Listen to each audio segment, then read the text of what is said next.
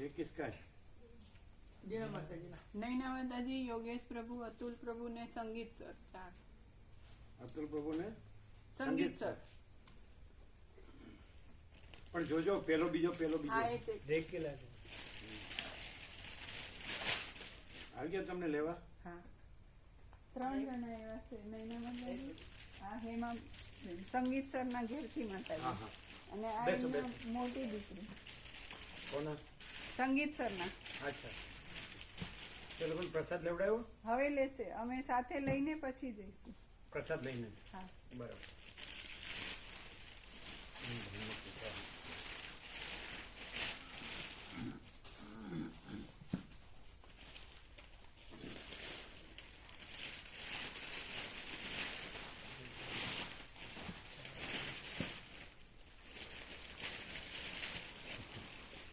ગુજરાતી સમજતો નહીં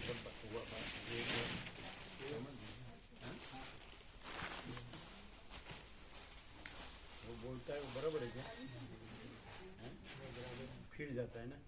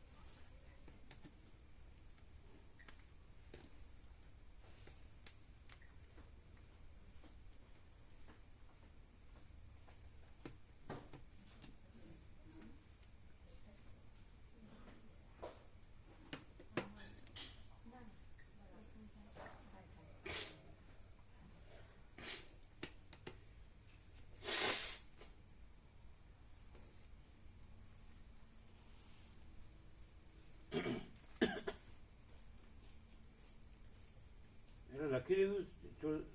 કેનો કોઈ લખી લીધું? सेवा आई गई ना नामे लखी दिया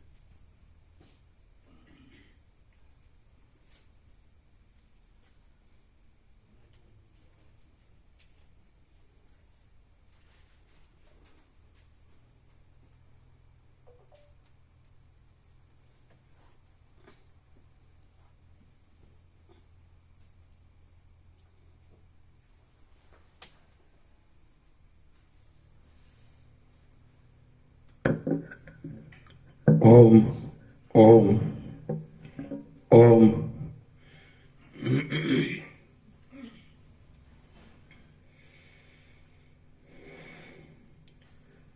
परम चिदाकाश, परम ज्योति, अखंड ज्योति, महाचिदाकाश, स्वयं प्रकाश, संपूर्ण प्रकाश, पूर्ण ब्रह्म, अनंत तेज घन, अनंत चित घन, परमाकाश, केवल अनंत शुद्ध तेज घन, परमाकाश, अखिल आत्मा, पूर्ण ब्रह्म, परमात्मा, परम चिदाकाश, परम ज्योति, अखंड ज्योति, अनंत पूर्ण परम चिदाकाश, परम शांति, स्वयं सिद्ध, स्वयं प्रकाश, स्वयं पूर्ण, स्वस्वरूप, यही सब कुछ है, इसके सिवा कुछ नहीं है। शून्यपास, अनंत कोटि, महाकल्पो है ही नहीं।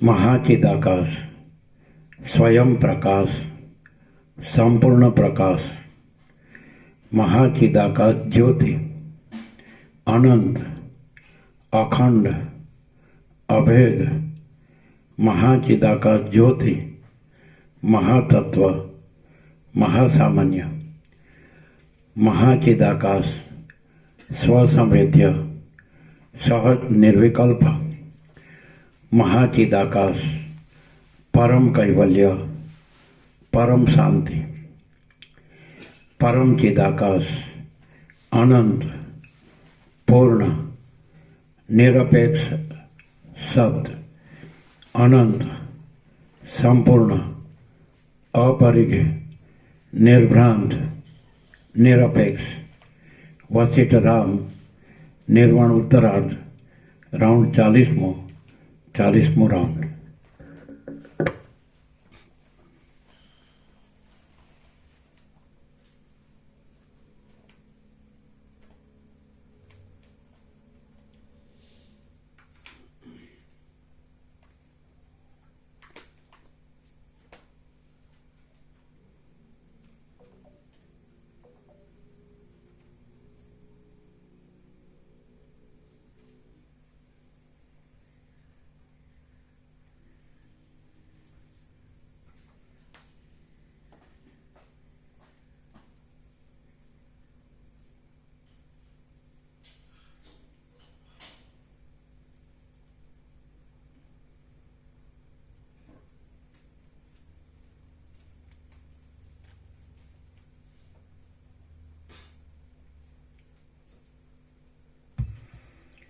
आद्य परब्रह्म सद्गुरु देव की जय।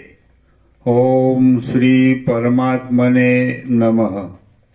सद्ग्रंथों शिरोमणि श्री योग वासिष्ठ महारामायण निर्वाण प्रकरण उत्तरार्ध सर्ग 129मो पेज नंबर 1527 पेज नंबर 1527 सर्ग 129मो। बीजा बे राजाना वर्णनमां एकने मृगनो अवतार तथा श्री रामनो समागम। आ 129માં સર્ગમાં અવશિષ્ટ રહેલા બે વિપક્ષિતના વૃત્તાંત વિશે વર્ણન આવશે તથા એકને મૃગનો અવતાર આવતા અંતે રામચંદ્રજીનો સમાગમ થશે એ કહેવાશે।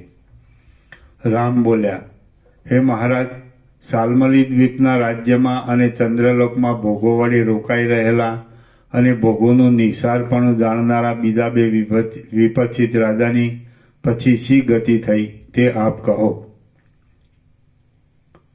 વશિષ્ઠ બોલ્યા, તે બંનેમાંથી એક દક્ષિણ દિશાવાળો વિપક્ષિત રાજા ઘણા લાંબા સમયથી અભ્યાસ કરાયેલી વાસનાને પરવશ બની ગયો અને અનેક દેહોના સમૂહ વડે દ્વીપોની અંદર ભ્રમણ કરતા ભવાટવીમાં ભટકવા રૂપી તેની તે સ્થિતિને પ્રાપ્ત થયો।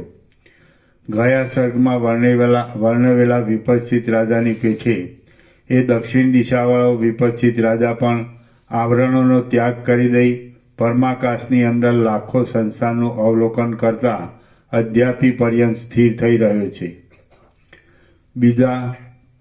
બીજા પૂર્વ દિશાવાળો વિપક્ષિત પોતે ચંદ્રલોકમાં ચંદ્ર પાસે રહ્યો હતો અને તેને ચંદ્રમૃગ વિશે અતિશય સ્નેહ બંધાયો હતો। આથી ચંદ્રની સાથે તેના દેહો પણ પ્રતિમાસ ઉત્પન્ન થયા કરતા હતા। હવે એ ભમ્યા કરતા દેહોનો ત્યાગ કરી દઈ મૃગમાં બંધાયેલી પ્રીતિને લીધે આજે પર્વતમાં તે મૃગરૂપ થઈ રહ્યો છે।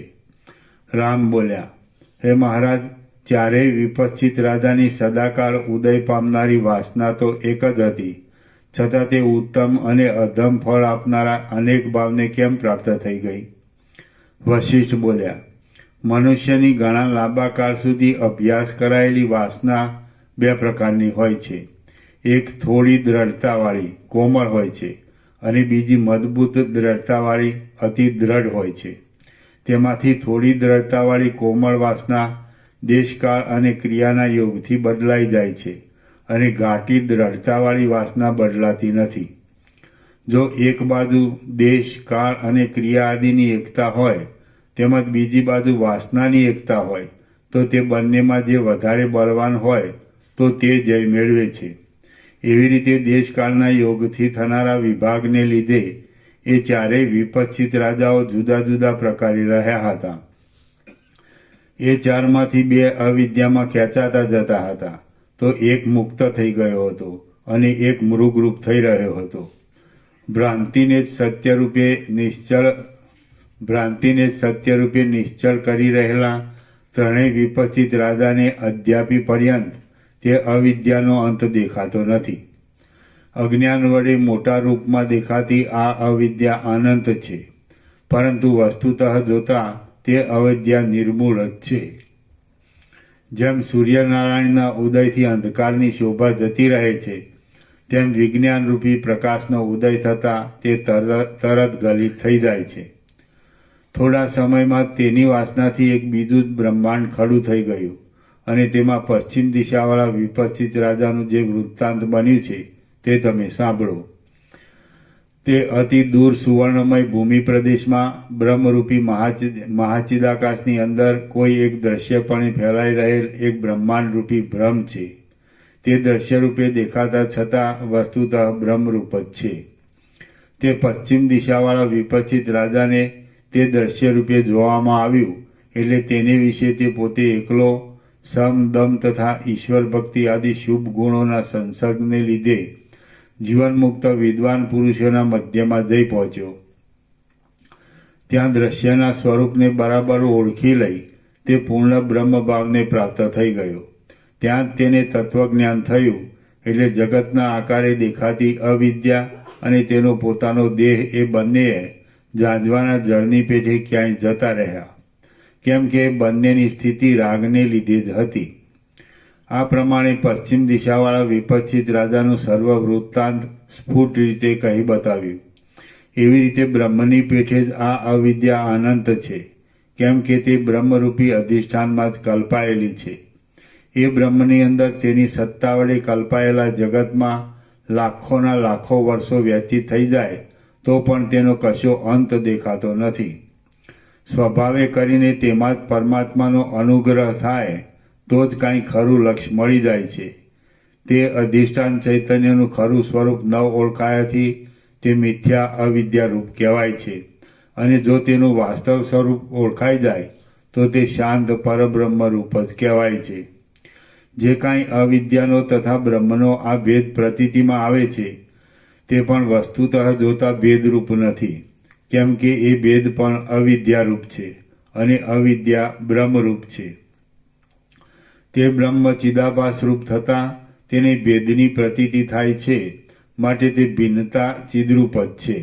એવી રીતે ભેદ બુદ્ધિને લીધે બ્રહ્માંડરૂપી મંડળની અંદર અવિદ્યા વડે ભ્રમણ કરનારા તે અવિવેકી વિપશ્ચિતને સેંકડો યુગો વહી જવા છતાં પણ અવિદ્યાનો અંત મળ્યો નહીં. રામ બોલ્યા, હે વક્તાઓમાં શ્રેષ્ઠ મહારાજ, ઉત્તર દિશાવાળો વિપશ્ચિત રાજા બ્રહ્માંડરૂપી કપાટને કેમ પ્રાપ્ત થયો નહીં, અને એ વિશેનું આપે કેમ વર્ણન કર્યું નહીં? વશિષ્ઠ બોલ્યા, ઉત્પન્ન થતાં તરત જ બ્રહ્માએ પૂર્વકાળમાં પોતાના 2 હાથ વડે બ્રહ્માંડ મંડળમાં નીચે અને ઉપરના 2 વિભાગ કરી દીધેલા છે. આથી ઉપરનો ભાગ નીચેના ભાગથી અતિ દૂર રહેલો છે, અને નીચેના ભાગને ઉપરના વિભાગથી ઘણું જ લાંબુ અંતર છે. આ બંને વિભાગોનો આશ્રય કરીને જ જળ આદિ આવરણો જાણી રહ્યા હોય એમ જણાય છે. એ આવરણોને આધાર પણ તેનો જ છે, અને તેની અંદર જ તે રહ્યા છે. બ્રહ્માંડના એ બંને કપાટના મધ્ય ભાગમાં આ અપાર, સર્વ તરફ આગળ પાછળ વગેરે બાજુમાં અનંત અને શ્યામ એવું જ કાંઈ દેખાય છે તે આકાશ છે એમ તત્વવેત્તાઓનું સમજવું છે. તેની અંદર જળ આદિ આવરણો કશો સ્પર્શ કરી શકતા નથી અને તેમાં રહ્યા પણ નથી. તે પોતે નિર્મળ છે, ચારે બાજુ તે પોતે શૂન્ય છે. પ્રલયકાળથી કલ્પના કરનારાઓએ તેને બીજાઓ એટલે ભૂતોના આધારરૂપ કહ્યું છે. ઉત્તર દિશાવાળા વિપશ્ચિત રાજા ચારે બાજુ અવિદ્યાનું અવલોકન કરવા માટે મોક્ષ થતા સુધી જાણે અત્યંત દીક્ષિત થઈ રહ્યો હોય તેવો દેખાતો હતો. તે નક્ષત્ર ચક્રની પેઠે આકાશ માર્ગે ગયો હતો. આ અનંત રૂપે પ્રતીતિમાં આવતી અવિદ્યા બ્રહ્મરૂપ જ છે, કેમ કે તે તેની અંદર જ કલ્પાયેલી હોવાથી તેનાથી જુદી નથી. જ્યાં સુધી તેનું વાસ્તવ સ્વરૂપ ઓળખવામાં ના આવે ત્યાં સુધી તેની સત્તા ભાસે છે, પરંતુ જ્યારે તેનું વાસ્તવ સ્વરૂપ ઓળખાઈ જાય છે ત્યારે તેની સત્તા પ્રતીતિમાં જ આવતી નથી. એવી રીતે તે વિપશ્ચિત રાજાઓ એકબીજાથી ઘણે દૂર પરમાકાશની અંદર અવિદ્યા સંબંધી કોઈ બીજા જ જગતોમાં ભમ્યા કરે છે. તેમાંથી કોઈ એક તો મુક્ત થઈ ગયેલો છે, કોઈ એક મૂર્ખરૂપ થઈ રહેલો છે, અને બીજા બે તો પૂર્વના દ્રઢ સંસ્કારને પરવશ થઈ પરસ્પર વશ બની જઈ અદ્યાપી ભમ્યા કરે છે. રામ બોલ્યા, હે મહારાજ, આપની જો મારા તરફ કૃપા હોય તો કહો કે એ વિપચ્છિતો કેવા જગતમાં ભમતા રહે છે અને તેઓ એકબીજાથી કેટલે દૂર રહેલા છે. હે મહારાજ, જે જગતની અંદર એ વિપચ્છિત રાજાઓ થયા તેઓ કેટલો પંથ કપાયા પછી આવે તે કહો, કેમ કે અહીં આપે જે અમને આખ્યાન કહ્યું તે અતિ આશ્ચર્યકારક છે. વશિષ્ઠ બોલ્યા, હે રામચંદ્રજી, અવિદ્યામાં ભ્રમણ કરી રહેલા બે વિપચ્છિત રાજાઓ જે જગતની અંદર રહેલા છે તે જગત યત્ન વડે પણ આપણને દ્રષ્ટિગોચર થાય તેમ નથી. ત્રીજો વિપચ્છિત રાજા મૂર્ખપણાને પ્રાપ્ત થયેલો છે અને જે જગતની અંદર રહેલો છે તે જગત કદાચિત આપને દ્રષ્ટિગોચર થાય ખરું. રામ બોલ્યા, હે મહાબુદ્ધિમાન વશિષ્ઠ ઋષિ, મૃગપણાને પ્રાપ્ત થયેલો વિપચ્છિત રાજા જે જગતની અંદર રહેલો છે તે જગત ક્યાં છે એ આપ મને યથાર્થ કહો. વશિષ્ઠ બોલ્યા, પોતાની પૂર્વની જન્મભૂમિથી અતિ દૂર પ્રદેશમાં જઈ પરબ્રહ્મરૂપી મહાકાશની અંદર એ વિપચ્છિત રાજા જે જગતમાં મૃગભાવને પ્રાપ્ત થઈ રહ્યો છે તે વિશે તમે સાંભળો. જેની અંદર તે મૃગભાવને પ્રાપ્ત થઈ રહેલો છે તે આ ત્રિલોકી જ છે એમ તમે સમજો. વળી જેમાં આ ત્રિલોકી રહી છે તે પરમાકાશ છે. આ ત્રિલોકી વિપચ્છિત રાજાના પૂર્વજન્મના પ્રદેશથી અતિ દૂર આવેલી છે. રામ બોલ્યા, એ વિપચ્છિત રાજા આ જગતમાંથી જ દિશાઓના અંત જોવાની વાસનાથી તે ગતિને પ્રાપ્ત થયો હતો, તો પાછો તે અહીં જ મૃગભાવને કેમ પ્રાપ્ત થયો? અને એ વાત ફરીને અહીં આવ્યા સિવાય અહીં જ પાછી મૃગરૂપે અવતરવાની વાત શી રીતે ઘટી શકે? વશિષ્ઠ બોલ્યા, જેવી રીતે અવયવી પોતાના અવયવોને નિરંતર બરાબર રીતે જાણે છે તેવી રીતે હું બ્રહ્મરૂપ મારા આત્માની અંદર રહેલા સર્વ બ્રહ્માંડોને જાણું છું. એ બ્રહ્માંડો અનિયત સ્થિતિવાળા છે, પ્રલયને પ્રાપ્ત થનારા છે, નાના પ્રકારના આકારે પ્રતીતિમાં આવે છે, અનેક છે, પરસ્પર અદ્રશ્ય છે, એક ચિદાકાશની અંદર જ કલ્પાયેલા હોવાથી પરસ્પર ઓતપ્રોત જેવા છે, અને પૃથ્વીના વિકારરૂપ પટતંતુ આદિના સ્વરૂપની પેઠે તેઓ બ્રહ્મની અંદર પ્રતીતિમાં આવે છે. હે રામચંદ્રજી, એ અનેક બ્રહ્માંડોની અંદર કોઈ એક બ્રહ્માંડની પદ્ધતિ અહીંની પદ્ધતિ જેવી જ છે. તેની અંદર આ વૃત્તાંત બનેલું છે તે જાણે અહીં જ બન્યું હોય તેમ મેં તમને અહીં કંઈ બતાવ્યું છે. એ વિપચ્છિત રાજાઓ પોતપોતાની વાસના વડે કલ્પિત એવા જુદા જુદા અનેક જગતોની અંદર જુદા જુદા દેહો વડે અનંત આકાશમાં પ્રથમ વર્ણવેલા દિશાઓના અંતરોમાં ભમતા હતા. તેમાં પૂર્વ દિશાવાળો વિપચ્છિત રાજા તેટલા સમય સુધી પોતાના ધારેલા કાર્યમાં ઉત્સાહયુક્ત બુદ્ધિવાળો હતો અને તે અનેક જગતરૂપી બ્રહ્મમાં ભ્રમણ કરી કાકતાલીય યોગથી આ બ્રહ્માંડમાં કોઈ એક પર્વતની ગુફામાં મૃગરૂપ થઈ રહેલો છે. ઘણે દૂર અનેક જગતોમાં ભ્રમણ કરી એ વિપચ્છિત રાજા જે સૃષ્ટિની અંદર મૃગરૂપ થઈ રહ્યો છે તે આ જ સૃષ્ટિ છે. એ વાત પણ ચિદાકાશની અંદર કાકતાલીયની પેઠે કલ્પાયેલી છે. રામ બોલ્યા, હે મહારાજ, જો આપ કહો છો તેમ હોય તો તે કઈ દિશામાં, કયા દેશમાં, કયા પર્વતમાં અને કયા વનમાં મૃગરૂપ થઈ રહેલો છે તે આપ કહો. એ મૃગ હમણાં શું કરે છે? શી રીતે તે ધ્રુવ ખડને ચાવે છે? સર્વ ધાન્ય વડે ભરપૂર રસમય ભૂમિમાં નિવાસ કરનાર અને વૃદ્ધાવસ્થાને લીધે જાણે શિથિલ જ્ઞાનવાળો થઈ ગયો હોય તેવો થઈ રહેલો એ મૃગ પોતાના ઉદાર પૂર્વજન્મનું સ્મરણ ક્યારે કરશે?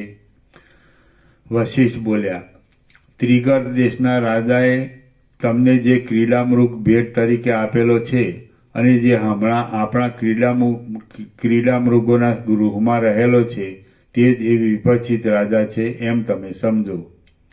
વાલ્મીકી બોલ્યા, આ વાત સાંભળી સભામાં વિસ્મયને પ્રાપ્ત થઈ ગયેલા શ્રી રામચંદ્રજીએ એ ક્રીડા મૃગને બોલાવી લાવવા માટે અનેક બાળકોને મોકલ્યા. એ સુંદર મૃગને બોલાવી લાવતા તેણે વિશાળ સભાની અંદર પ્રવેશ કર્યો અને સર્વ સભ્યોના સમૂહે તેને પુષ્ટિવાળો તથા પ્રસન્ન દીઠો. પોતાના દેહમાં રહેલા બિંદુઓ વડે તે તારાઓરૂપી બિંદુઓવાળા આકાશનું અનુકરણ કરતો હતો અને પોતાના કટાક્ષપાતરૂપી કમળોની વૃત્તિ વડે એ સુંદરીઓનો પણ તિરસ્કાર કરતો હતો. એ ક્રીડામૃગ પોતાને જોવાને આતુર થઈ રહેલી સભા તરફ પણ લક્ષ્ય આપતો ન હતો અને પોતાના ભય ભરેલા કટાક્ષો વડે સભાના સ્તંભ આદિમાં જડેલ શ્યામ મરકતમણીની કાંતિઓની ભ્રાંતિથી લીલું ઘાસ સમજી તેને ખાવા દોડતો હતો. કાન, નેત્ર અને ગ્રીવાને ઊંચી કરીને તે અસ્થિર અને નિવારણ ન કરી શકાય એવી પોતાની સ્થિતિ વડે તથા તેવા જ કાન, આંખ, ગ્રીવા આદિને ઊંચા રાખીને વેગથી ફરતો હતો. તેથી સભાજનો વ્યાકુળ થઈ જતા હતા. એ મૃગને જોઈ રાજાઓ, મુનિઓ, મંત્રીઓ અને સર્વ સભ્ય લોકો અહો, માયા અનંત છે એમ જાણી ઘણા લાંબા કાળ સુધી વિસ્મિત થઈ રહ્યા. સર્વ સભાસદોના અવલોકનરૂપી ઘાટી કમળની વૃષ્ટિ વડે તે મૃગ જાણે શ્યામ બની ગયો હતો અને નાના પ્રકારના રત્નોના કિરણોના સમૂહ વડે તે સુશોભિત હતો.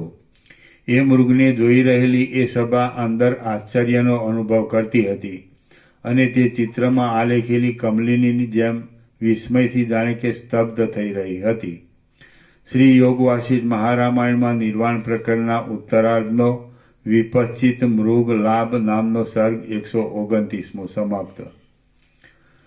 સર્ગ 130મો મૃગનો અગ્નિમાં પ્રવેશ. આ 130મા સર્ગમાં વશિષ્ઠ ઋષિના ધ્યાનથી ઉત્પન્ન થયેલા અગ્નિની અંદર એ મૃગનો પ્રવેશ થતાં તેને પોતાના પ્રથમના વિપચિત રાજાના દેહનો લાભ લઈ પૂર્વની સ્મૃતિ થશે એ વિશે વર્ણન આવશે. વાલ્મીકી બોલ્યા, પછી રામચંદ્રજીએ પૂછ્યું કે હે મહારાજ, કયા ઉપાયથી આ વિપચિત રાજાનો પાછો પોતાનો પૂર્વ દેહ વિપચિત રાજાના દેહનો આવિર્ભાવ થાય, તેને અનાદિ સિદ્ધ આત્મ સ્વરૂપના જ્ઞાનનો ઉદય થાય અને તેના દુઃખનો અંત આવે, આપ તે કહો. વશિષ્ઠ બોલ્યા, જે પુરુષને ઘણા કાળ સુધી કરેલી જે દેવની ઉપાસના વડે પ્રથમ વારંવાર પોતાના મનોરથની સિદ્ધિ થઈ હોય તે પુરુષની તે દેવ વિનાની પછી આગળ ઉપર પણ પોતાના ઈચ્છિત મનોરથની સિદ્ધિ થતી નથી. કદાચિત થાય તો પણ તે શોભતી નથી.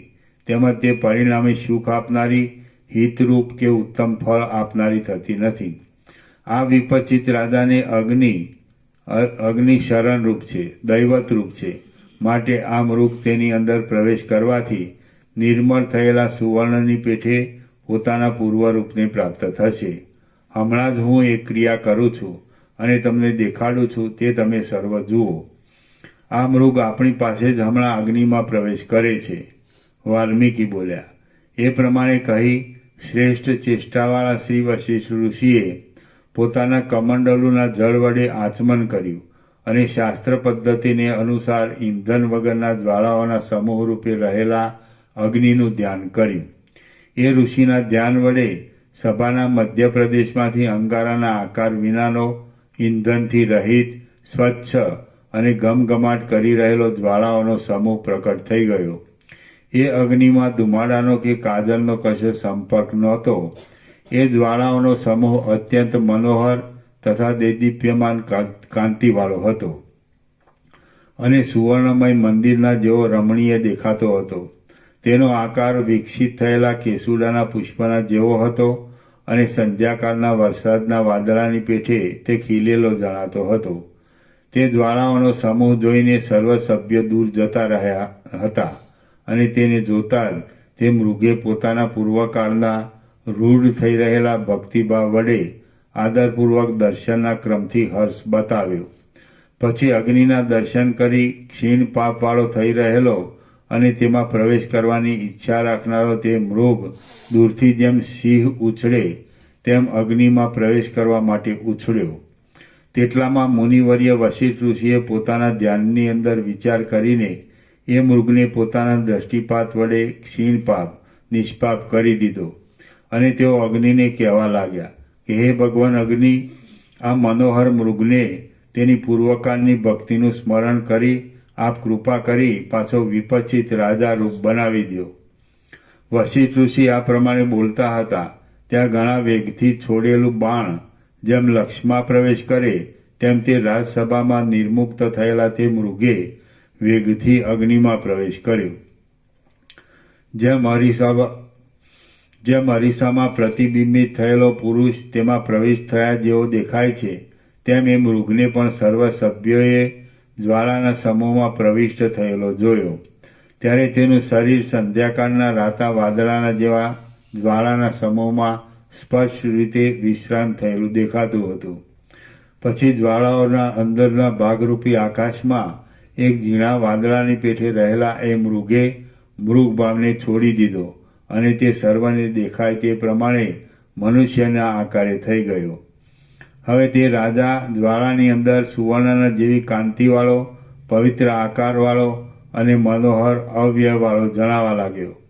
જાણે સૂર્યબિંબમાં સૂર્યનારાયણ રહ્યા હોય, ચંદ્રબિંબમાં ચંદ્રમા રહ્યા હોય, મહાસાગરના કે મહાનદીના જળમાં વરુણદેવ રહ્યા હોય અથવા તો સંધ્યાકાળમાં ચંદ્રમાં રહ્યા હોય તેમ તે અગ્નિમાં અત્યંત દેદીપ્યમાન થઈ રહ્યો. વળી આંખની કીકીમાં, અરીસામાં, જળમાં અને મણીમાં જેમ પ્રતિબિંબ રહે છે તેમ તે અગ્નિરૂપી આધારની અંદર રહ્યો હતો. જાણે ભક્તિ જ પુરુષના આકારે થઈ રહી હોય તેવો જણાતો હતો અને સૂર્યના જેવો મહાજાજ્વલ્યમાન લાગતો હતો.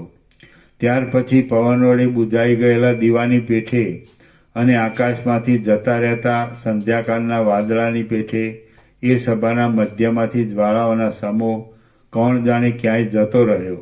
હવે ત્યાં દેવ મંદિરની ભીંતો પડી જતા તેની અંદર રહેલા વિષ્ણુ આદિ દેવની પ્રતિમાની પેઠે અને પડદામાંથી બહાર નીકળેલા નટની પેઠે માત્ર એક પુરુષ જ જોવામાં આવતો હતો.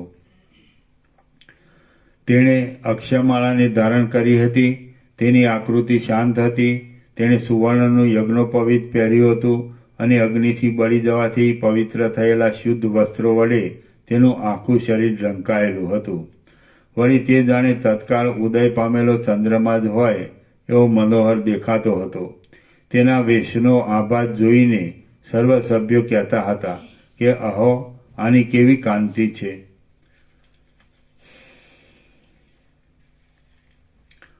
આની કેવી કાંતિ છે! તેથી અને સૂર્યનારાયણની પેઠે તેની પ્રતિભા પડતી હતી. તે કારણે લોકો તેને ભાસ નામથી બોલાવા લાગ્યા.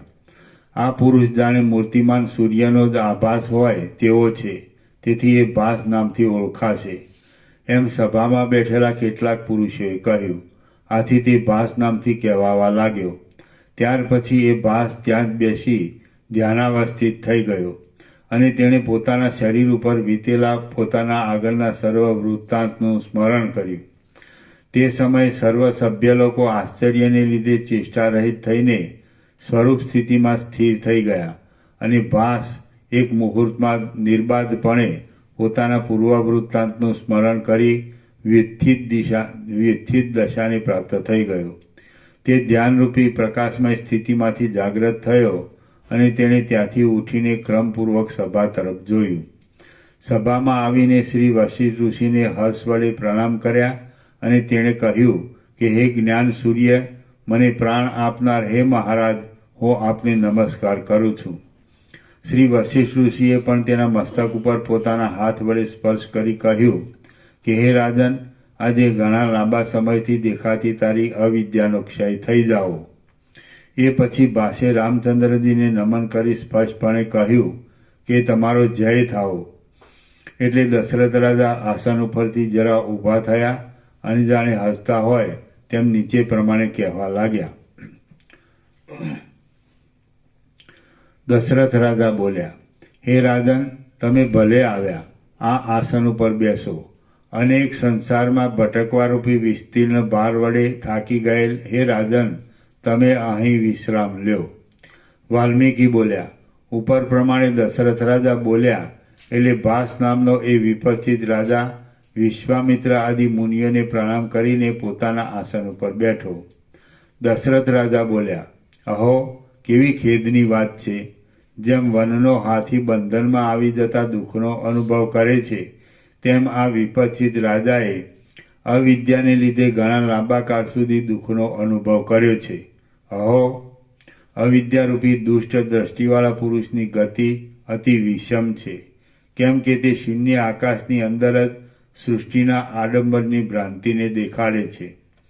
આશ્ચર્ય છે કે વિશાળ આત્મારૂપી ચિદાકાશની અંદર અનંત જગતો રહેલા છે અને ઘણા લાંબા કાળ સુધી આ વિપશ્ચિત રાજાએ તેમાં ભ્રમણ કરેલું છે. અહો, માયાના સ્વભાવરૂપી આ દ્રશ્યનો વૈભવ વસ્તુતઃ જોતા સાવ શૂન્ય જ છે, છતાં તેનો આ કેવો મહિમા છે.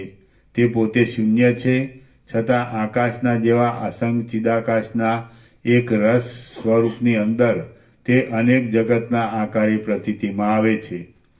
શ્રી યોગ વાસિષ્ઠ મહારામાયણમાં નિર્વાણ પ્રકરણના ઉત્તરાર્ધનો મૃગવહની પ્રવેશ નામનો સર્ગ 130મો સમાપ્ત. સર્ગ 131મો. વડદાના નામના રાજપુત્રોની કથા.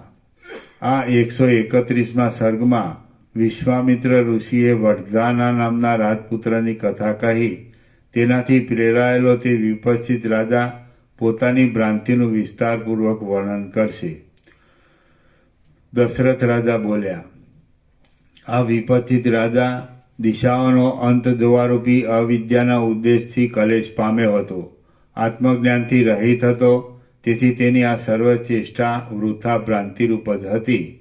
કેમ કે એવી મિથ્યા વસ્તુમાં દુરાગ્રહ રાખવો એ કલેશ આપનાર જ છે. વાલ્મીકી બોલ્યા. એ સમયે ત્યાં રાજાની પાસે બેઠેલા વિશ્વામિત્ર ઋષિ પ્રસંગને લગતા વાક્યો બોલ્યા.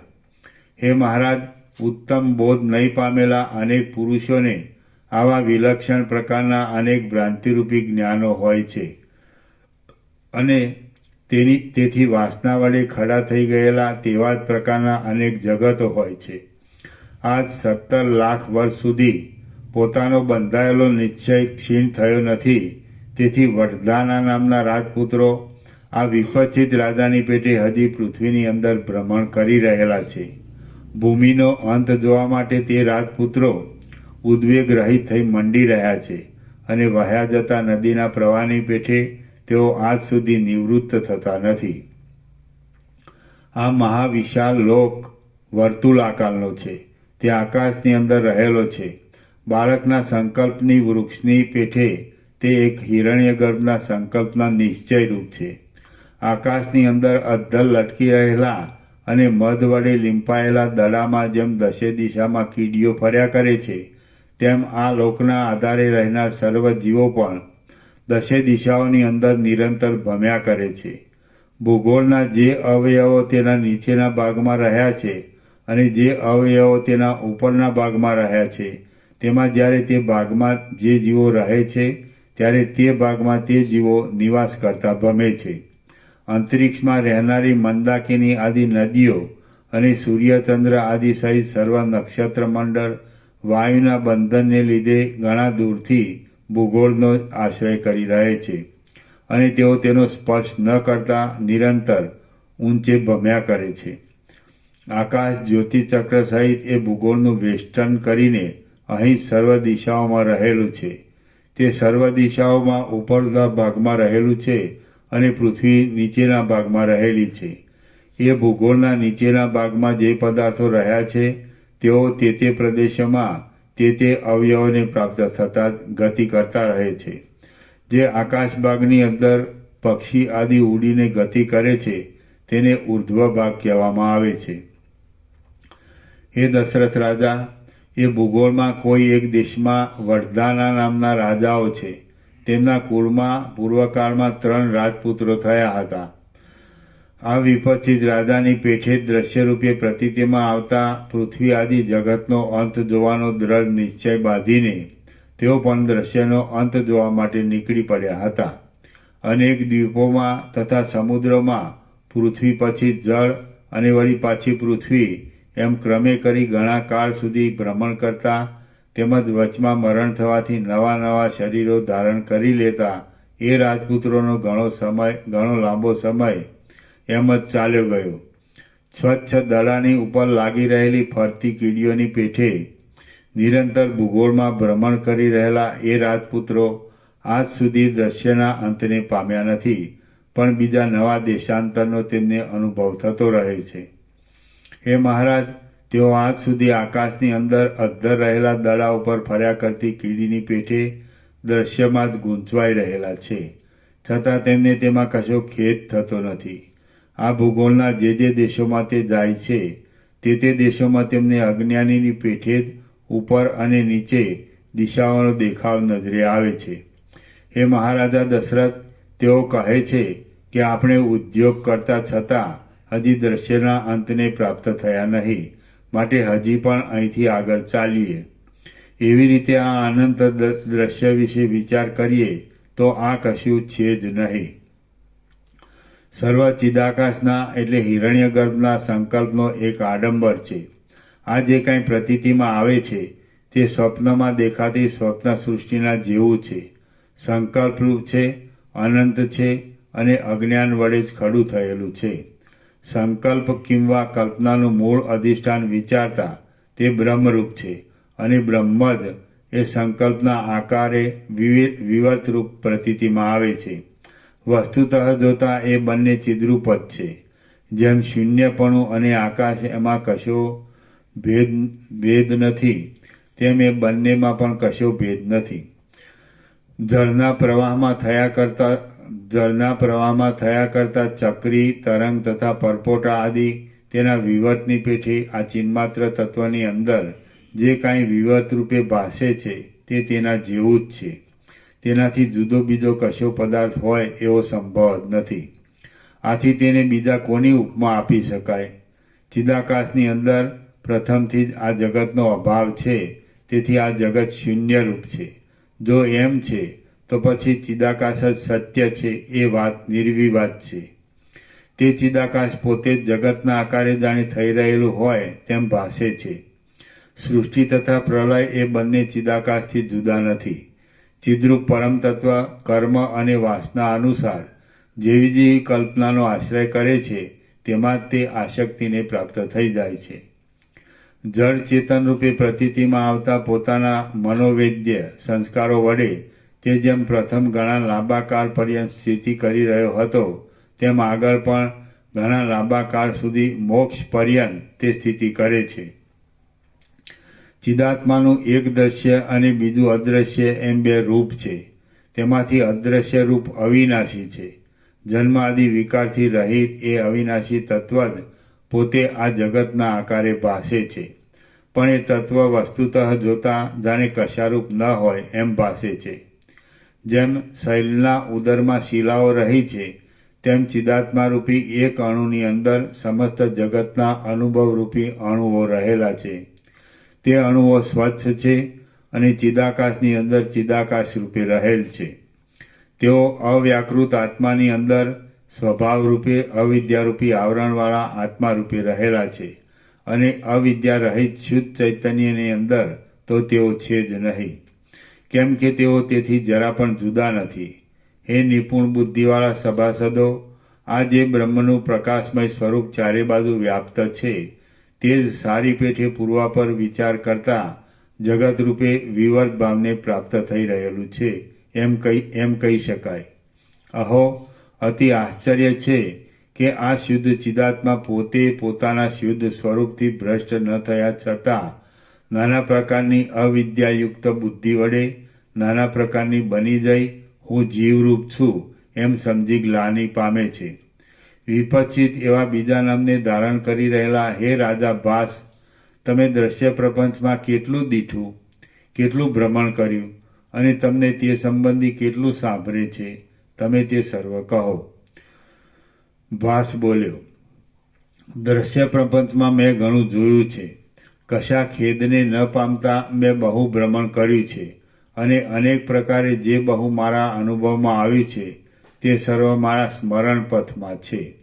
હે મહારાજ, તે મહાવિશાળ અનંત આકાશ, અવ્યાકૃત આકાશને પ્રાપ્ત થઈ મેં ઘણા છેટે જુદા જુદા શરીરો વડે અનેક મોટા સુખ દુઃખોનો અનુભવ કર્યો અને અનંત જગતોનો પણ અનુભવ કર્યો. હે મહાત્મા, હું અગ્નિના વરદાનને લીધે દિશાઓનો અંત જોવામાં એક દ્રઢ ચિત્તવાળો થઈ ગયો હતો. વળી વર અને શાપના યોગથી મેં વિચિત્ર દેહો વડે અનંત દ્રશ્યોનો અનુભવ કર્યો હતો અને અનેક જન્માંતરો રૂપી ચકરીઓમાં ગોથા ખાધા હતા. હું પ્રત્યેક બ્રહ્માંડની અંદર નાના પ્રકારના દેહો વડે ભમતો હતો, છતાં મને પૂર્વજન્મનો દ્રઢ નિશ્ચય ભૂલાઈ ગયો નહોતો. આથી આ દ્રશ્યરૂપે દેખાતી પૃથ્વી આદિના સ્વરૂપે પથરાઈ રહેલી અવિદ્યાનો અંત જોવા માટે હું વેગ વડે દ્રઢ યત્નવાળો થઈ ગયો હતો. મરણ સમયે મારા જોવામાં વૃક્ષો આવ્યા હતા, તેથી મારું ચિત્ત તેમને વિશે બંધાઈ ગયું હતું. આ સંસારના વેગને લીધે મને તેવા દેહનું ગ્રહણ કરવાની પ્રીતિ થઈ અને હું વૃક્ષ થઈને અવતર્યો. 1000 વર્ષ સુધી બહાર કશી પ્રાણચેષ્ટા ન થવાને લીધે મનને અંદર જ ધારણ કરી રાખી હું એ વૃક્ષમાં અહંતાનું અભિમાન બાંધી બેઠો અને મેં જીવ વડે અનેક દુઃખ અનુભવ્યા. આમ હું પૂર્વાપરનો વિચાર કરનારા ચિત્ત વિનાનો થઈ રહ્યો. ત્યાં હું પુષ્પ, ફળ આદિની ઉત્પત્તિ કરવા અને તેમનો વિસ્તાર કરવા કંદની પેઠે પૃથ્વીના રસને તથા ઋતુ આદિ કાળને પરતંત્ર થઈ રહ્યો હતો. હું સેંકડો વર્ષ સુધી સુવર્ણના જેવા તેજોમય વર્ણવાળો, વૃક્ષના પાંદડા જેવા લાંબા કાનવાળો, દુર્વાના અંકુરોનું ભક્ષણ કરવામાં અને ગાન સાંભળવામાં દ્રઢ આસક્તિવાળો, વનમાં રહેનારા મૃગોમાં બીજાના થોડા બળવાળો તથા નાના દેહવાળો અને કોઈની પણ હિંસા નહીં કરનારો મેરુ પર્વતના મૃગ રૂપે થઈ રહ્યો હતો. ક્રૌચ પર્વતમાં આવેલી કાંચનમય ગુફાઓમાં હું 50 વર્ષ સુધી સરભ થઈને રહ્યો. તે સમયે હું મારી પીઠને 8 ચરણ વડે થંભાવી રાખતો હતો. ત્યાં મારો મરણ સમય આવ્યો ત્યારે મેઘમાંથી નીચે પડનાર કરાઓના જળરૂપી નિમિત્તને લીધે હું મેઘની સાથે યુદ્ધ કરવા માટે પર્વતના શિખરોમાંથી ચડવા ઉતરવા આદિના કલેશને પામ્યો અને એમ મૃત્યુ પામ્યો. પછી હું વિદ્યાધરનો જન્મ પામ્યો. ત્યારે મલયાચલના શિખરની તથા મંદરાચલની અંદર મંદાર વૃક્ષ, ચંદન વૃક્ષ તેમજ કદમ વૃક્ષોની લતારૂપી ધરોને વિશે મેં કાળા અગરુના વૃક્ષોનો સ્પર્શ કરી આવેલ શીતળ સુગંધથી પવનની સાથે વિદ્યાધરીઓના મૈથુન ધર્મમાં એ વિદ્યાધરીઓની કળાઓરૂપી અમૃતનો અનુભવ કર્યો હતો. એ પછી હું બ્રહ્માજીના હંસના પુત્ર રૂપે જન્મ્યો હતો અને મેં મેરુ પર્વતની ઉપર ગંગા નદીના તીરો ઉપર આવેલા પ્રદેશોમાં 1500 વર્ષ પર્યંત રમણ કર્યું હતું. તેમજ સુવર્ણમય કમળોના મકરંદો વડે પીળા બની ગયેલા ગંગાજળોનું પાન કર્યું હતું. હવે મેં સેંકડો વર્ષ સુધી ક્ષીરસાગરના કાંઠા ઉપર આવેલા વનના પવનથી ચપળ થઈ રહેલી શ્યામ કેશ તેલરૂપી લતાવાળી કૃષ્ણ ભગવાનની સુંદરીઓનું ગાયન સાંભળ્યું હતું અને તે ગાયન શોકને તથા વૃદ્ધાવસ્થાને દૂર કરનારું હતું. પછી હું કાલંજર પર્વતોમાં મંજરીવાળા કરંજોના અને ચણોઠીના વનમાં શિયાળ રૂપ થઈ રહ્યો હતો. ત્યાં હું હાથીની નીચે આવી ગયો અને હાથીએ મને કચરી નાખ્યો. તે વખતે મેં મારી અધમૂઈ અવસ્થામાં તે જ હાથીને પાછો સિંહે મારી નાખ્યો એ વાત મેં દીઠી હતી. સંતાનક નામના દેવ વૃક્ષો વડે જાણે હાસ્ય કરી રહ્યું હોય એમ દેખાતું સહ્યાદ્રીનું કોઈ એક શિખર બીજા જ જગતની અંદર રહ્યું હતું. તેમાં કોઈ સિદ્ધના શાપથી હું એકલો જ કલ્પદ્રુમના ગુચ્છાઓથી બનાવેલા ગૃહને વિશે અડધા સતયુગ સુધી ચંદ્રના જેવી કોઈ સુંદરમુખી દેવાંગના રૂપ થઈ રહ્યો હતો. પછી સહ્યાદ્રીની પાસે આવેલા જળપ્રાય દેશની અંદર ઉગેલી કણેરના વૃક્ષોની લતાઓરૂપી ઘરમાં હું સદાકાળ કલ્લોળ કરનારા વાલ્મીક પક્ષી રૂપે થઈ રહ્યો. ત્યાં મેં સેંકડો વર્ષ નિઃશંકપણે ગાળ્યા હતા. પછી મારી ભાર્યા તથા પુત્ર આદિનો નાશ થઈ ગયો એટલે ઘણે દૂર આવેલા કોઈ બીજા લોકની અંદર મહેન્દ્ર પર્વતમાં મેં એકલાએ જ બાકીનું આયુષ્ય વિતાવ્યું. પછી સિદ્ધનો શાપ નિવૃત્ત થતાં હું સિદ્ધના અનુગ્રહથી જ પાછો સિદ્ધ ભાવને પામ્યો. મેં એ જ મહેન્દ્રાચલ પર્વતના ઉત્તમ છાયાવાળા ચંદર વૃક્ષોના વનોથી સુશોભિત કોઈ બીજા શિખરને વિશે વિલાસવતી સુંદર સ્ત્રીઓને જોઈ. તે સ્ત્રીઓ લતાઓના હિંડોળામાં તેના ફળોની પેઠે હિંચકી રહેલી હતી અને સિદ્ધ પથિકો તેમને લઈ જતા હતા. છતાં મેં તેમનો ઉપભોગ કર્યો હતો. પછી મારું ચિત્ત અવિવેકને લીધે અવિદ્યાનો અંત જોવારૂપી એક જ વસ્તુમાં બંધાઈ રહેલા આગ્રહરૂપી વિસૂચિકાથી પરવશ થઈ ગયું હતું અને તેથી મારી બુદ્ધિ પણ મ્લાન થઈ ગઈ હતી. મેં મનમાં વૈરાગ્યને પામીને કોઈ એક બીજા પર્વતની તળેટીમાં આવેલા કદમ વૃક્ષવાળા જળમય પ્રદેશમાં ઉત્તમ તપસ્વી ભાવથી કેટલાક દિવસો વ્યતીત કર્યા હતા. વળી હે મહારાજ, મેં એક બીજું આશ્ચર્ય જોયું હતું, તે આપ સાંભળો. અનંત બ્રહ્માંડો વડે પૂર્ણ જળચર પ્રાણીઓ જેવા દેખાતા દિગંત પર્વતના પ્રાણીઓથી ભરેલું તેજ, આકાશ તથા વાયુ એ ત્રણેય મહાભૂતોની સત્તાના સંદિગ્ધપણાને બતાવનાર તેમજ જળની અંદર પ્રતિબિંબિત થઈ રહેલા પદાર્થના જેવા આકારનું ધારણ કરી રહેલી પૃથ્વીથી યુક્ત એવું કંઈક અત્યંત આશ્ચર્ય મારા જોવામાં આવ્યું હતું. તે કંઈક પોતાના નામરૂપને પસારી રહેલ બ્રહ્મ જ હતું. વળી એક ઠેકાણે મેં એક વનિતા જોઈ હતી. તેના શરીરની અંદર આકાશ, પર્વત અને દિશા આદિ સાથેના આ ત્રણેય લોક જાણે કોઈ સુંદર અરીસામાં પ્રતિબિંબિત થઈ રહ્યા હોય તેવા દેખાતા હતા. મેં તે સ્ત્રીને જોઈને પૂછ્યું કે હે સુંદરાંગી, તું કોણ છે અને આ તારું શરીર આ ત્રણેય લોક વડે કેમ યુક્ત છે? મારા આ પ્રશ્ન ઉપરથી તેણે ઉત્તર આપ્યો કે હે અંગ, આ સર્વ વસ્તુ માત્રમાં શુદ્ધ પ્રકાશક ચૈતન્ય રહેલું છે, તે હું છું અને આ ત્રણ લોક મારા અવયવરૂપ છે. હે અંગ, આ મારું શરીર ત્રણેય લોક વડે યુક્ત જોઈને જેમ તમને આશ્ચર્ય થાય છે, તેમજ આ સર્વ સ્તંભ તથા કુંભી આદિ પદાર્થો પણ સર્વ જગતથી યુક્ત હોવાથી આશ્ચર્ય ઉપજાવે તેવા છે. પરંતુ જ્યાં સુધી બીજાઓ તેના શુદ્ધ ચિન્મય સ્વભાવને જાણતા નથી, ત્યાં સુધી તેમને તેની સર્વલયતા પણ જણાતી નથી. તમે તથા બીજા સર્વ પ્રાણીઓ આ દેહને અવૈદિક માનો છો, પરંતુ આ દેહની અંદર એક બીજું જગત રહ્યું છે. તે આંતરજગતને વિશે પોતાના દેહરૂપી ઘરની ભીંતના કોઈ એક કર્ણપ્રદેશરૂપી ભાગની અંદર અનાહત ધ્વનિ રહ્યો છે. તે સર્વ શબ્દ માત્રના એક સામાન્ય નાદરૂપ છે.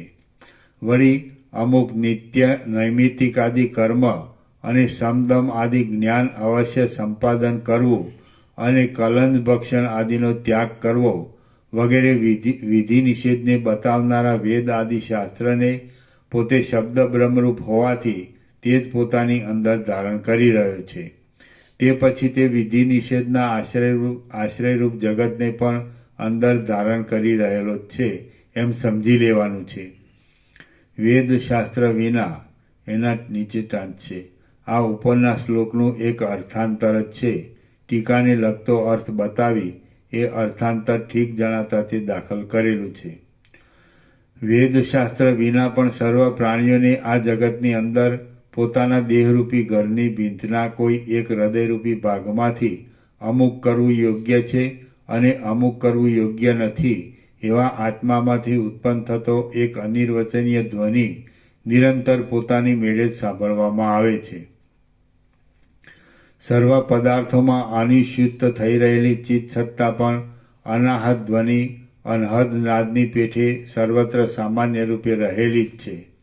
કેમ કે આ જગતની અંદર રહેલ ભીંત તથા પર્વતાદિ પદાર્થો પણ એ ચિત્ત સત્તા રૂપ જ છે અને તેઓ સ્વપ્નની દેખાતી માયાની પેઠે હમણાં પણ મારી પાસે વાણીને વિસ્તારે છે. અર્થાત તેઓ પણ જડ નથી એ રીતે જ્યારે તેમનામાં પણ સર્વ જગત વડે યુક્ત એવું ચેતનપણું રહેલું છે, તો પછી તમારા ચેતનપ્રાય દેહોમાં સર્વ જગત વડે સંયુક્ત ચેતન સત્તાની સ્થિતિ જરા પણ અસંભવિત નથી. વળી કોઈ એક દેશકાળના યોગે હું સ્ત્રીઓની સૃષ્ટિ વગરના સંસારમાં ચાલ્યો ગયો. ત્યાંની સર્વ પ્રાણીઓ બીજી કોઈ પણ સ્ત્રીના સંપર્કની ઈચ્છાથી રહિત જ મારા જોવામાં આવ્યા. ત્યાં એક જ ભૂતમાંથી, પંચ મહાભૂતમાંથી, એક ભૂતમાંથી અથવા એક જ પ્રાણીમાંથી અનેક પ્રાણીઓ ઉત્પન્ન થતા હતા અને પાછા અનેક પ્રાણીઓનો તે એક જ ભૂતમાં લય થઈ જતો હતો. વળી મેં ઉત્પાત આદિ કારણ વિના જ એની મેળે જ ઉત્પન્ન થયેલા કેટલાયક ઔત્પાતિક મેઘો આકાશની અંદર જોયા. તે મેઘો પોતાના અનેક અવયવોમાં જણજણાટ કરી રહ્યા હતા અને તેમાંથી જળની પેઠે જે કાંઈ વીજળી આદિ પદાર્થો પડતા હતા તેના કટકા થઈ જતા હતા અને તે મનુષ્યના તીક્ષ્ણ આયુધરૂપ બની જતા હતા. વળી મને ત્યાં બીજું આશ્ચર્ય જોવામાં આવ્યું હતું. આ જગતની અંદર જેટલા આ ગામના ઘરો છે તે બધા મારી ઝાંખી દ્રષ્ટિ વડે આકાશ માર્ગે ઉડતા હોય એવું મને દેખાયું હતું અને તેઓ દિશાના કોઈ બીજા અંતમાં પ્રવેશ કરતા હતા. પાછું તે જ ગામ મેં અહીં પણ જોયું અને અહીંનો પદાર્થ વળી બીજે દેખાયો. વળી કોઈ બીજે સ્થળે અમુક મનુષ્ય છે, અમુક દેવ છે, અમુક સર્પો છે ઇત્યાદિ વિભાગ વિનાના અને સમાનતાવાળા સર્વ પ્રાણીઓ મારા જોવામાં આવ્યા. તે બધા આકાશમાંથી ઉત્પન્ન થતા હતા અને પાછા કાળે કરીને આકાશમાં લય જ પામી જતા હતા. મેં કોઈક ઠેકાણે ચંદ્ર, તારા તથા સૂર્યથી રહિત, અંધકારથી પણ રહિત, સ્વયં પ્રકાશ એવા સર્વ પ્રાણીઓના સમૂહ વડે યુક્ત, દિવસ તથા રાત્રિથી પણ રહિત અને જ્વાળાના અંદરના ભાગના જેવું મહાતેજોમય તથા અતિ મનોહર એવું કાંઈ અનિર્વચનીય જગત જોયું હતું. તે અત્યંત મનોહર હતું એમ મને યાદ આવે છે. અપૂર્વ દૈત્યો, સર્પો, મનુષ્યો તથા દેવતાઓ ઇત્યાદિ પ્રાણીઓવાળા, અપૂર્વ વૃક્ષો તથા નગરોને ધારણ કરી રહેલા અને અપૂર્વ લોકાંતરો તથા કાર્યો વડે રમણીય અનંત જગતો મને સાંભળે છે. એવી કોઈ પણ દિશા નથી કે જેમાં મેં વિહાર ન કર્યો હોય. એવો કોઈ દેશ નથી કે જે મારા જોવામાં ન આવ્યો હોય. મેં જેનો અનુભવ ન કર્યો હોય એવું કૌતુક કોઈ પણ નથી અને સર્વના સાક્ષીરૂપ તથા અનુભવરૂપ એવા અધિષ્ઠાન ચૈતન્યથી કાંઈ પણ બીજું જુદું હોય તેમ પણ નથી. કોઈ એક સ્થળે ક્ષીરસાગરનું મંથન કરવા માટે તેમાં ભ્રમણ કરી રહેલા મંદરાચલ પર્વતના રત્નમય શિખરોની સરાણ જેવી તીક્ષ્ણ ધારાના અગ્રભાગમાં ઘસાવાથી ભગવાનના ભુજના બાજુબંધો ઝણઝણાટ કરી રહ્યા હતા અને તેમનો એક સાથે ભેગો થઈ રહેલો અદ્ભુત શબ્દ મારા સાંભળવામાં આવ્યો હતો એમ મને યાદ આવે છે. તે શબ્દ બીજા મનુષ્યો તો આ કોઈ મેઘની ગર્જના થાય છે એવી શંકાથી સાંભળતા હતા. શ્રી યોગ વાસિષ્ઠ મહારામાયણમાં નિર્વાણ પ્રકરણના ઉત્તરાર્ધનો ભાસ સંસાર વર્ણન નામનો સર્ગ 131મો સમાપ્ત. ઓમ ઓમ ઓમ. પાના નંબર 1537.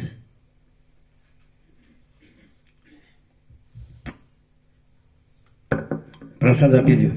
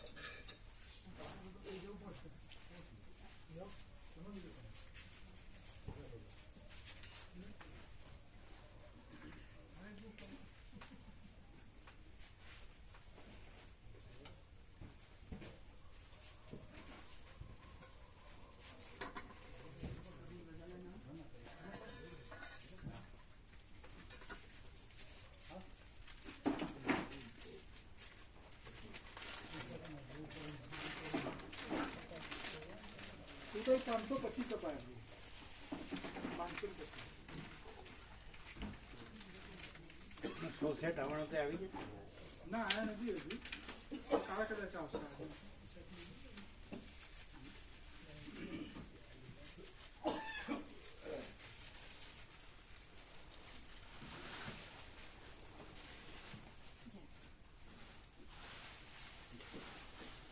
બંધ કરી દે.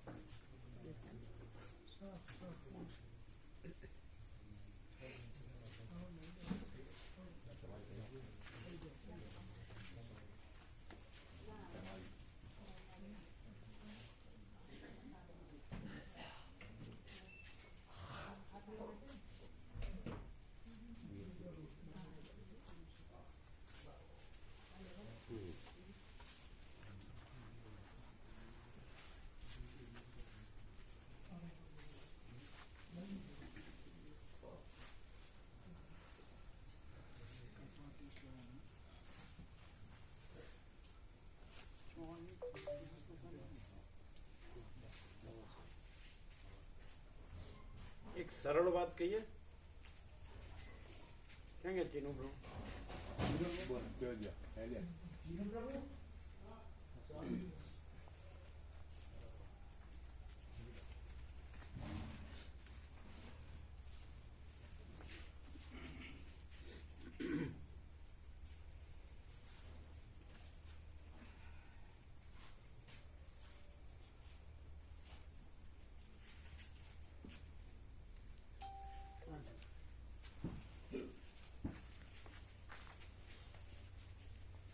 ધારો કે આ એક વાત બની એમ કે તમે નતો બોલ્યા ને અમે બોલ્યા ને એમને શબ્દ આવ્યો. શું શબ્દ આવ્યો? એમ કે આ બોલવાનું જ નથી, એવું જ ને કંઈ? ખાલી બોલવાથી શું છે? ખાલી બોલવાથી શું? એટલે એવી જ હા, બરાબર એ જે હોય તે ખાલી બોલવાથી શું? બરાબર. તો જો તમે જે તમારી બુદ્ધિથી જે રહ્યા હોય અથવા બધા જે રહ્યા હોય તો આમ એવો એક અણસાર આવે છે કે અહીંયા એના સિવાય બીજું કાંઈ નથી. ઉપર અમને પૂછવા દો. બરાબર છે અમારો પ્રશ્ન? બરાબર છે. એના વિના અહીંયા બીજું કાંઈ નથી એવો અણસાર, ભાસ, અનુભૂતિ નહીં, સાક્ષાત્કાર નહીં. કેમ કે એના વિના જે 7 ખંડના 700 કરોડમાં આ તો અનંત છે. એમાં પૃથ્વી તો રજ જેટલી નથી, બ્રહ્માંડ કે સંસાર કે સર્ગ કે સૃષ્ટિ કે વિશ્વ રજ જેટલું નથી, એવું અનંત છે. તો એમાં આ જે જગ્યા છે એમાં એના વિના જે પરમ તત્વ કહો છો, પરમ સત્ય કહો છો, પરમ ચૈતન્ય જે કહેતા હોય, પરમ આનંદ, પરમ સત્ય, તો અહીં એના વિના બીજું કાંઈ નથી. અનુભૂતિ નહીં, સાક્ષાત્કાર નહીં, પણ એવો કોઈ અણસાર આવે છે, ભાસ આવે છે? એટલા માટે તો આવવાનું થાય. એમ નહીં. હા એટલે આ થાય છે. નહીં આવે છે. 7 ખંડના 800 કરોડ થોડા આવે છે, તો આંગળી બેઠે ઘણા એટલા જ આવે છે. એટલે એટલા માટે આવતા હોય તો ક્યાં બધા આવે છે? એવું નથી. અચ્છા, એટલી વાત કરી. હા, એટલે શું થાય છે? સાક્ષાત્કાર નહીં, અનુભૂતિ નહીં. એવું કંઈક છે એવું આમ અંદરથી આમ તેને આભાસ આપણે શબ્દ કીધો એ આભાસ એવું થાય છે એમ. તો એ અણસાર આવે વાતાવરણમાં એ અણસાર વાતાવરણ કે આભાસ કે જે સાહેબ સ્વામીનો શબ્દ આભાસ આભાસ અણસાર આવે છે આભાસ શબ્દનો અર્થ તો ખોટો આભાસ તો કાંઈ નથી, એપિયરન્સ કહેવાય. એપિયરન્સ લાગે છે એમ કે ખાલી આ ખાલી ભાષે જ છે નહીં એમ એવું લાગે છે. નહીં, આપે જે કીધું આભાસ શબ્દ તમે વાપર્યો, એમણે વાપર્યો, એટલે અમે અણસાર કીધું અણસાર અમે શબ્દ વાપર્યો. અમે અમે એ જ આભાસ કીધું. વાપર્યો. અણસાર અણસાર હા, તો એ એટલે અણસાર. આપે જે તમે કદાચ એમ શબ્દ કહો કે ભાઈ આ તો બધે દ્રશ્ય છે એવું આ દ્રશ્ય છે તોય વાંધો નહીં, હમ. તો એ સાચું છે. એમ કે ભાઈ બધે આકાશ છે ને બધે ધરતી છે, બધે દિવસ રાત છે, બધે ઠંડ ગરમી વરસાદ છે, બધે જન્મ જીવન મૃત્યુ છે, બધે સુખ દુઃખ છે, બધે હું તું મારું તારું છે, બધે રાગદ્વેષ છે, બધે સૂર્ય ચંદ્ર તારા છે, બધે આ જ છે, બધું એક જ છે, સમાન છે, તોય વાંધો નહીં. આ બધા જેવું જ છે એવું લાગે છે. બધે જે છે તમે આખા કાંઈક જગતમાં વિશેષ છે બધું હે? છે, એમ કાંઈક ગમે છે અથવા તો શું શબ્દ વાગે છે ગમે તો એ તો માણસ છે એને ઘણું બધું ગમે છે. એટલે અણસાર શબ્દ આપણે જે શબ્દની સાથે એટલે વાત કરી, કેવી જાતનો અણસાર? કે અહીંયા કંઈક શાંતિ જેવું છે એમ. એટલે શાંતિ તો આ બધે શબ્દ- છે એટલે હવે આનું કે બધે શાંતિ નથી. જો જે તત્વ તમે કહો તો એ તત્વ આમાં આપણે સાંભળીએ છે કે એ તત્વ વિના કાંઈ નથી. એ તત્વ જ બધું ભાસી રહ્યું છે, પણ એ પોતામાં એ જ છે અને પોતે કોઈ પોતામાં જુદો બીજો ભાસ નથી. એનું કેવળપણું છે, એ અનંત છે અને અખંડ છે. બરાબર છે? તો એ તત્વ છે એ સાચું હોવાથી અને એ પરમ પ્રેમનું પાત્ર હોવાથી તો એ જે ભાષે ત્યાં આપણને એવો ભાસ થાય કે આ સાચું છે ને આ પરમ પ્રેમનું પાત્ર છે. પણ એ ભાસ કાંઈ નથી અને તત્વ છે એ સાચું છે ને એ પરમ પ્રેમનું પાત્ર છે. એને લીધે જ થાય છે. એટલે ગમે ત્યાં તમને ક્યાંય પણ એટેચમેન્ટ થાય છે તો એ તત્વનું એટેચમેન્ટ છે પણ એ ભાસનું નથી. ભાસ ખોટો છે ને તત્વ સાચું છે એટલે એ એટેચમેન્ટ ખોટું છે. તો અહીંયા તત્વનો જ પ્રેમ છે કે તત્વમાં પોતામાં કાંઈ નથી એવો કોઈ બીજો ભાસ, એવો કોઈ ભ્રમ, તો એનો ભાવ છે. આ બધું એક આખો અનંત અને અખંડ અને બધું કે જે તત્વ પોતા વિના બીજું કાંઈ નથી એવું એનું પરમ કેવળપણું છે. સમજે છે? તો અહીં સમજે છે કે એમાં કાંઈ ન હોય એવો ભાસનો ભ્રમ, એનો કોઈ ભાવ છે અહીંયા કે એ જે પરમ કેવળપણું છે, પરમ તત્વપણું છે, પરમ સત્યપણું છે, સતપણું છે, પરમ ચૈતન્યપણું છે, પરમ પ્રકાશપણું છે, પરમ આનંદપણું છે, પરમ શાંતિપણું છે, તો એ જ છે અને બીજું નથી. એવી રીતે અહીંયા વાતાવરણ છે કે ના અને બીજે બધે આવું છે કે આ જ છે ને બીજું નથી. બીજે એવું છે હોય તો લઈ લેજો.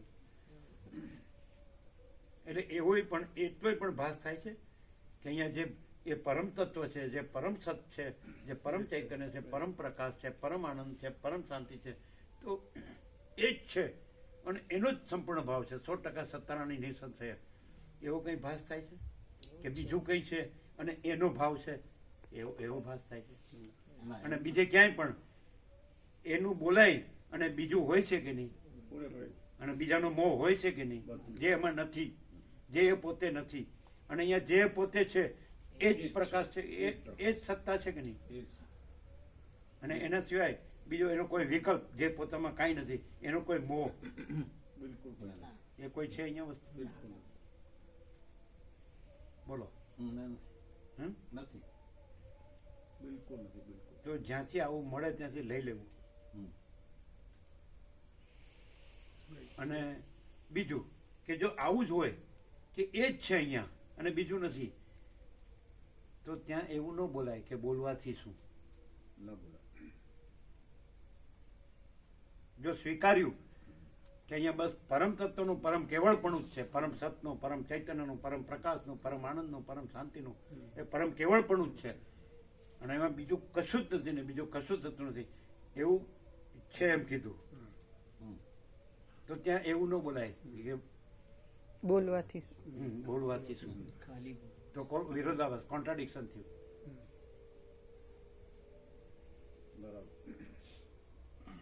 બરોબર છે આપની વાત એમાં. એટલે એ બોલવા પણ રહેતું જ નથી.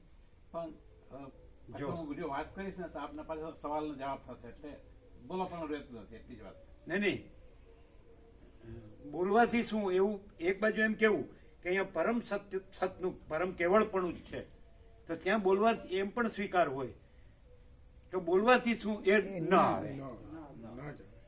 હા બરોબર છે, આપની વાત સાચી. નહીં સમજાણું નહીં. સમજાણું. બે વાત થઈ ને. બે વાત હા, હા, એટલે એટલે અમે પેલા બધું આખું ફૂલ વર્ણન ક્લિયર કર્યું. કર્યું. હા. તો પછી ત્યાં આગળ એમ કીધું કે ના બીજું નથી, અને હોય તો અમે સુધરવા તૈયાર છીએ. બીજો મોહ અહીં હોય, અવિવેક અવિચાર હોય, અવિદ્યા જ્ઞાન માયા હોય, તર્ક સંશય શંકા હોય, વહેમ અંધશ્રદ્ધા હોય, હું તું માનું તારું હોય, રાગ દ્વેષ હોય, બડા છોટા ભલાપુરા હોય, ભેદ હોય, લેવા દેવા હોય, બીજું કાંઈ પણ હોય, પરમ તત્વના પરમ કેવળપણા સિવાય તો અમે સુધરવા તૈયાર છીએ.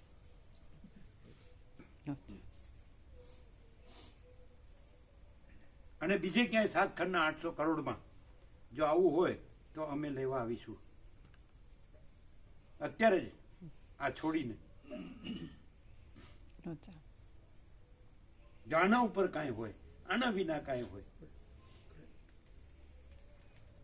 સમજે છે? આના ઉપર કાંઈ હોય, સમજે છે? તો આપણે તૈયાર છીએ લેવા. પણ એમાં એના વિના જો બીજું કાંઈ હોય તો અમને ઠગશો નહીં, તમે ઠગાશો નહીં.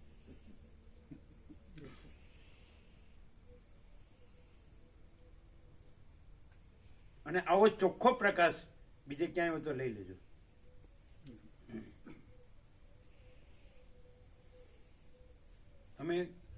અમે સદાથી એકલા છીએ, અત્યારે વર્તમાનમાં પણ એકલા છીએ, સદા એકલા રહીશું. અમે કોઈ સાથે નથી, કોઈ અમારી સાથે નથી. અમે આ નથી, અને અમે પરમ ચિદાકાશ પરમ જ્યોતિ અખંડ જ્યોતિ છીએ.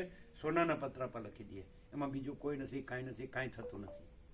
આ નથી અને કાંઈ નથી, આકાશથી પૃથ્વી કોઈ નથી, કાંઈ નથી, કાંઈ થતું નથી. અને એ રીતે આ પ્રકાશ છે ને એ રીતે આ વાતાવરણ છે.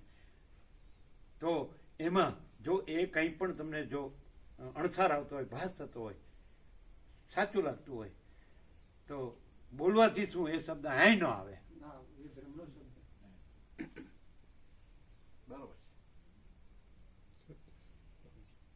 તમને પોતાને જો આ જે પ્રકાશ થઈ રહ્યો છે એમાં તમારે કાંઈ કહેવાનું હોય તો કહી શકો છો, કંઈ ભૂલ હોય તો કહી શકો છો, કંઈ ભ્રમ હોય, કલ્પના હોય, મોહ હોય, અવિવેક અવિચાર હોય, અવિદ્યા જ્ઞાન માયા હોય, તર્ક સંશય શંકા હોય, બીજું કાંઈ પણ હોય, જે એમાં કાંઈ ન હોય એવું બીજું કાંઈ પણ અહીંયા હોય, તો એ અમે અત્યારે એને હકાલવા તૈયાર છીએ.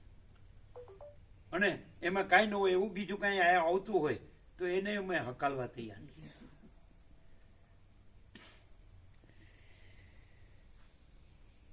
એમાં વસેટે કીધું છે, સદાશિવ વસેટે કીધું છે કે વિકલ્પોને કાપવામાં તમે તલવાર જેવા થાવ, તો એ અહીંયા છે.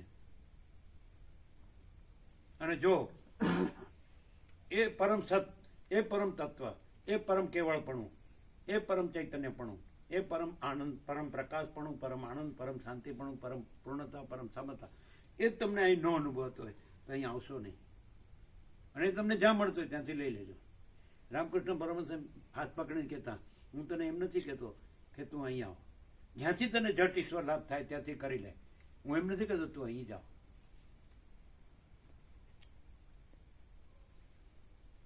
પણ તમને ખબર જ નથી કે સત શું છે.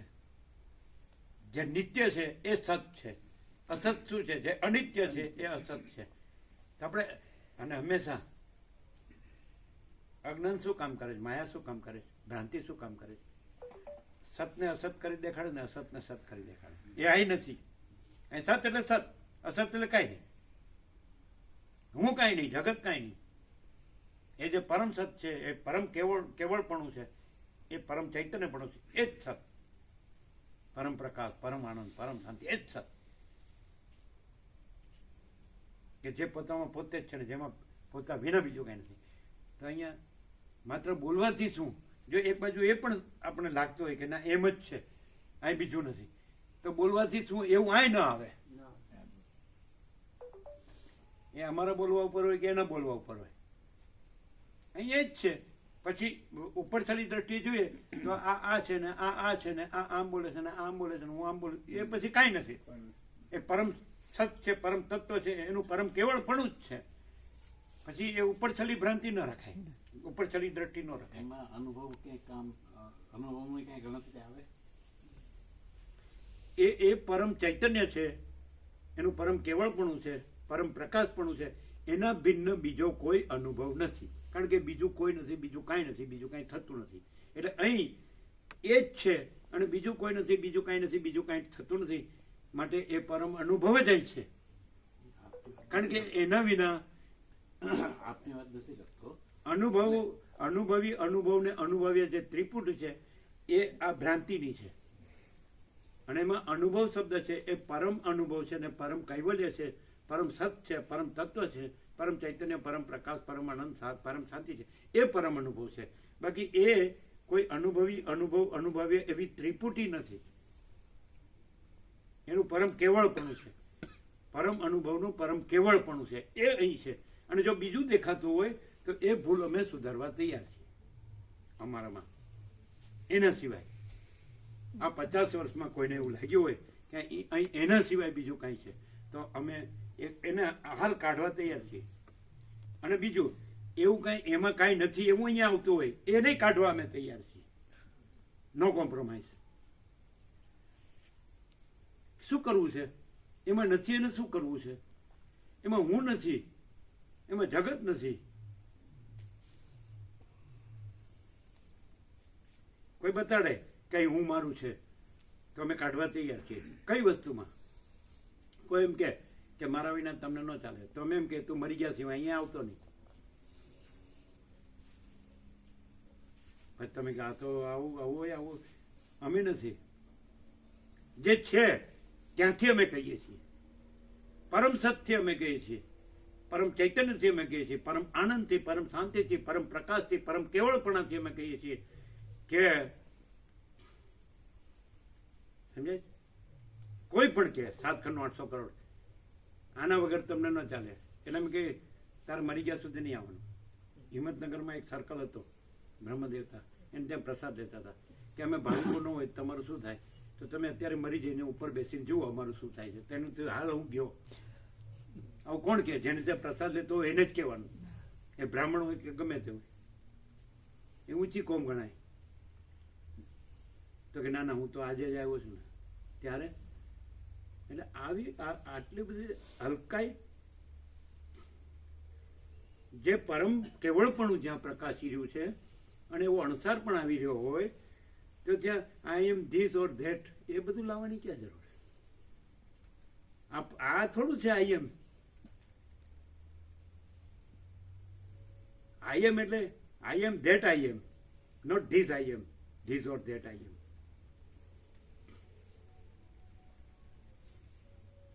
એક વસ્તુ છે, ન સમજાતું હોય તો કઈ વાંધો નહીં. ના ના, એટલે વાત એવી નથી સમજાતું એમ વાત નથી કરતા. પણ સમજવાની જરૂર નથી. આ સમજવાની વસ્તુ નથી, કારણ કે પરમ કેવળપણું છે અને એમાં સમજનાર ન સમજનાર, સમજ ના સમજ એવી કોઈ વસ્તુ જ નથી. એ પરમ પ્રકાશપણું જ છે, પરમ સતપણું જ છે, પરમ તત્વપણું જ છે.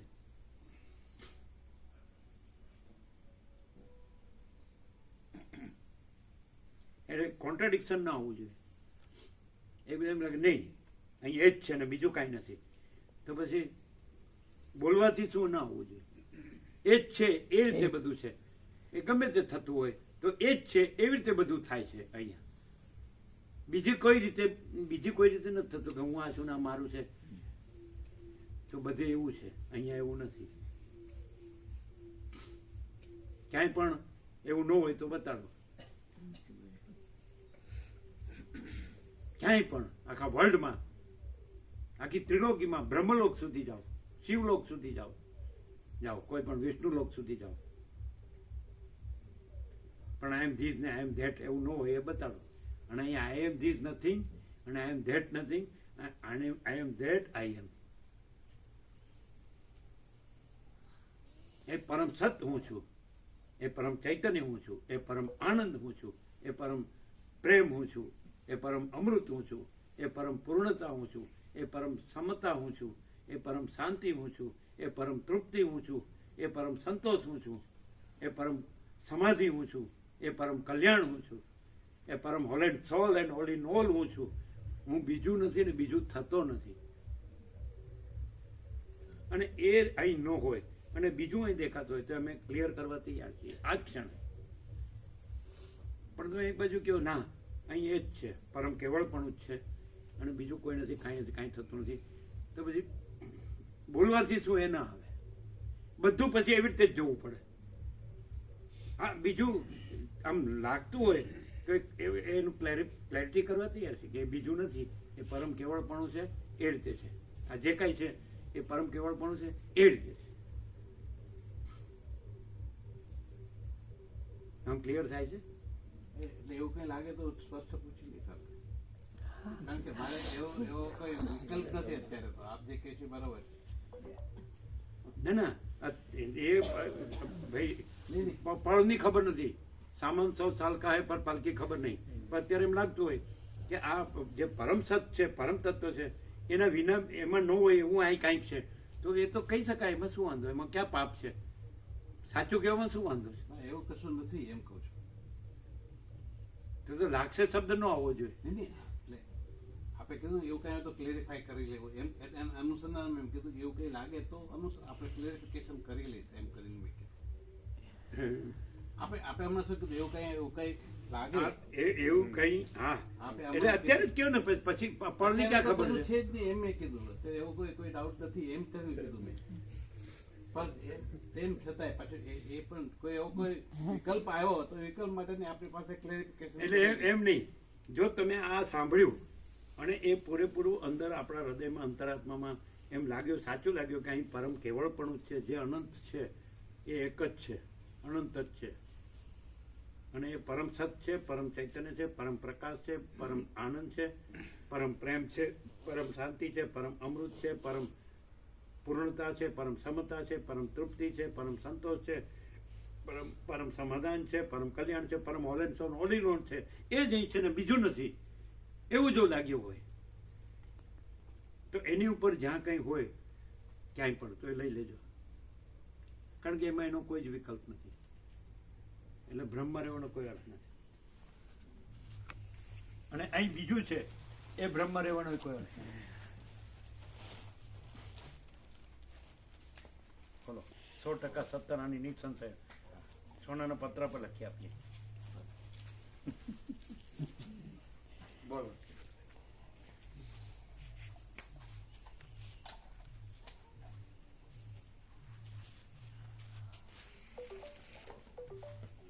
આ લઈ લેજો. પ્રભુ અમે હમણાં નીકળીશું મહિના માતાજીને બધા શું? પ્રસાદ લઈને પછી અમે નીકળીશું 6ઠ્ઠી તારીખ કોણે રોક્યું?